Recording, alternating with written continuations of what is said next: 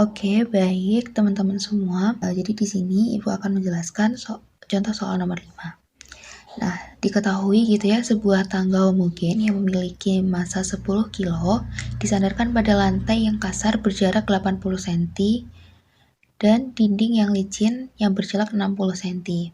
Berapa angka gesek antara tangga dengan lantai agar tangga tidak tergelincir? Oke, kita tuliskan di sini ya.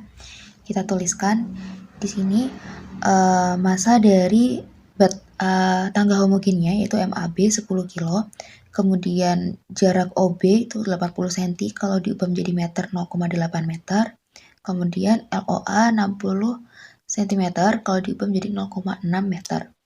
Nah, kemudian yang ditanya adalah berapa angka gesek gitu ya agar tangganya tidak tergelincir. Maka yang dicari adalah mu ya, mu S-nya. Kayak gitu. Oke, baik. Sebelum menjawab soal gitu ya, kita harus menggambarkan terlebih dahulu gitu ya, gambar yang ada pada soal gitu, untuk memudahkan kita dalam menguraikan gaya-gaya yang bekerja. Nah, ketika sudah digambar gitu ya, nah kita akan uraikan nih satu persatu gaya-gaya yang ada pada yang bekerja pada tangga ini kayak gitu. Nah, yang pertama, kita dari gaya normalnya. Nah, tangga ini kan tersender di dua titik ya, di titik A dan titik B.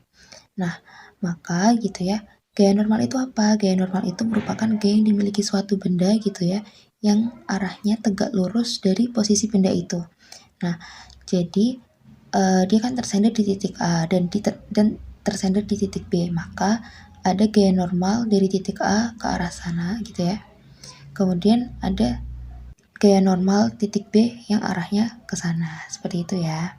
Di sini juga terdapat gaya yang bekerja yaitu gaya berat ya, gaya berat dari tangga itu sendiri gitu ya. Kita tuliskan WAB gitu ya. Artinya dia merupakan gaya berat gitu dari tangga yang tersandar ini. Nah, kemudian kita juga tuliskan gitu ya, di sini ada gaya gesek gitu. Kok ada gaya gesek? Kenapa, Bu? Gitu ya. Karena tadi kan di soal diketahui ya bahwa disandarkan pada lantai yang kasar gitu ya.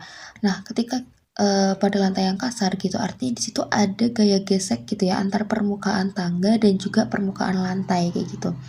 Gaya gesek gitu ya, itu arahnya berlawanan dengan arah gesernya tangga. Kalau misalnya ini kan licin ya, tadi kan udah diketahui ya bahwa dindingnya licin, artinya dia bakal turun.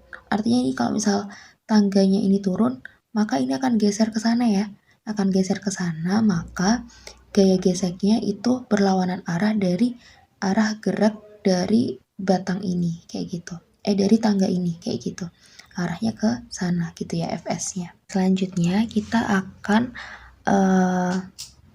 menganalisis gitu ya dari translasinya terlebih dahulu gitu ya.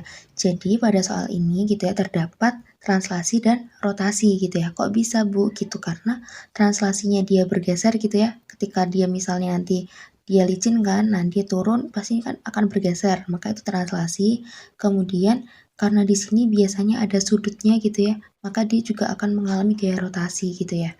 Nah, kita akan dari translasi dulu ya, dari sumbu yang X dulu. Kita tahu ya, kita udah belajar bahwa sigma Fx sama dengan 0.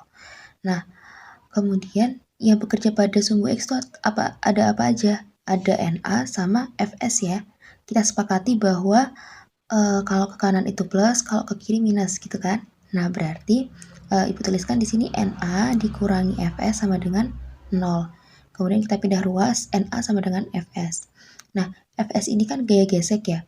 Gaya gesek itu rumusnya apa? Rumusnya mu dikali N ya. Nah, kita tuliskan di sini mu S dikali NB. Loh, kok NB kenapa? Karena dia itu titik apa namanya ini?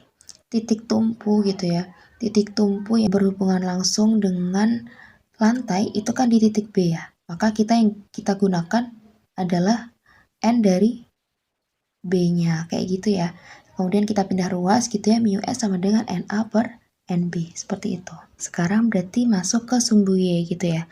Nah, kita tahu juga gitu ya bahwa ketika sigma F sama dengan 0, maka sigma Fx dan sigma Fy-nya juga sama dengan 0. Nah, di sini sigma Fy sama dengan 0 gitu ya. Kita fokus ke gaya yang bekerja pada sumbu Y gitu. Berarti ini ada NB dan WAB gitu ya. Kita sepakati gitu ya. Sebenarnya kalau dibolak-balik sama aja hasilnya, cuman kita sepakati aja gitu ya bahwa ke atas itu plus, kalau ke bawah itu minus gitu. Berarti NB dikurangi WAB sama dengan 0.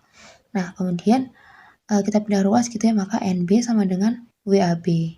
Nah, NB sama dengan apa? W itu apa? M kali G ya, berarti M dari tangga ini gitu ya, MAB dikalikan dengan gravitasinya gitu ya, berarti 10 kali 10 menghasilkan 100 Newton. NB-nya udah ketemu kayak gitu.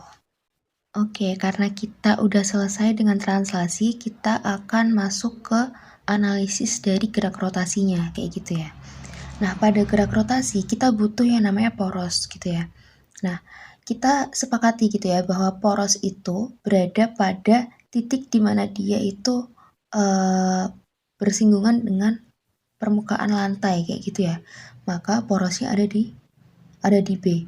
Kalau porosnya ada di B, artinya gaya yang bekerja pada B ini kita anggap 0 gitu. Kenapa? Karena dia udah berubah fungsinya gitu ya, menjadi titik tumpu gitu, menjadi poros kayak gitu. Maka kita akan analisis gitu ya, gaya-gaya yang bekerja selain yang ada di titik B kayak gitu. Nah, maka kita tahu ya bahwa syaratnya adalah sigma tau sama dengan 0. Nah, kita tuliskan di sini sigma tau B gitu ya, artinya pada poros B sama dengan 0 kayak gitu. Nah, kita mulai dari gaya normal yang ada di A gitu ya. NA gitu ya, dikalikan dengan lengan gayanya. Lengan gayanya dia tuh sepanjang apa? Sepanjang AO ya, sepanjang AO. Tadi kan diketahui ya, panjang AO itu 0,6 gitu ya. Nah, sepanjang AO ini kan berarti dia. Nah, berarti kita tuliskan di sini NA dikali LOA gitu ya. Dikurangi WAB dikali setengah LOB. Ini dapatnya dari mana? Ini ya, WAB gitu ya. Dia kan di tengah-tengah ya, di tengah-tengah. Artinya dia pakainya separohnya ya.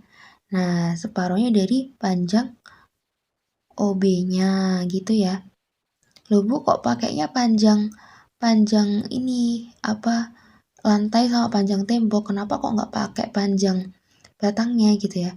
Ketika kita menganalisis dari batang yang tersandar gitu ya, ingat-ingat ya, tangga yang tersandar gitu ya, ingat-ingat analisisnya itu dari dinding dan lantainya gitu ya, bukan dari panjang ininya, bukan dari panjang tangganya gitu ya, tapi dari tempat ia bersandar kayak gitu. Nah, oke. Ibu lanjut tadi sampai sini ya. Nah, ini kan W ya, WAB dikali setengahnya. Setengahnya dari panjang OB kayak gitu. Kita masukkan aja gitu ya, panjang OB ada 0,8. WAB kita udah tahu ya tadi WAB itu kan di sini 100 ya, 100. Kita masukkan kemudian ini dimasuk-masukkan, kita pindah ruasnya gitu ya, 0,6 NA minus 40 kita pindah ruas, kemudian kita menghasilkan NA sama dengan 200 per 3 kayak gitu. Analisis dari translasi udah selesai, analisis dari rotasi juga udah selesai.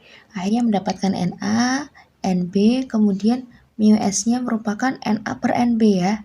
Kita menemukan 3 variabel di sini. Kita tinggal masuk-masukkan aja, yang kita cari kan mu S-nya ya. Mu S tadi kan ya dari yang sigma fx tadi ketemu mu S sama dengan NA per NB. Kita masukkan aja berarti NA-nya kan 200 per 3 dibagi dengan NB-nya 100, berarti 200 per 3 dibagi 100. Nah, berarti kalau misal ini dibalik ya, 200 per 3 dikali 1 per 100. Kita coret-coret, akhirnya mendapatkan mu S sama dengan 2 per 3 kayak gitu. Kenapa kok ini nggak ada satuannya gitu ya? Karena ini koefisien. Nilai koefisien itu tidak ada satuannya gitu ya, karena itu merupakan suatu ketetapan dari gaya gesek yang sendiri. Kayak gitu ya, bisa dipahami? Nah, mungkin ini ya pembahasan dari soal nomor 5 gitu ya. Selamat mengerjakan tugasnya gitu. Oke. Kalau misal ada yang perlu dipertanyakan atau ada yang perlu didiskusikan, boleh langsung chat Ibu ya gitu. Oke, terima kasih banyak atas perhatiannya.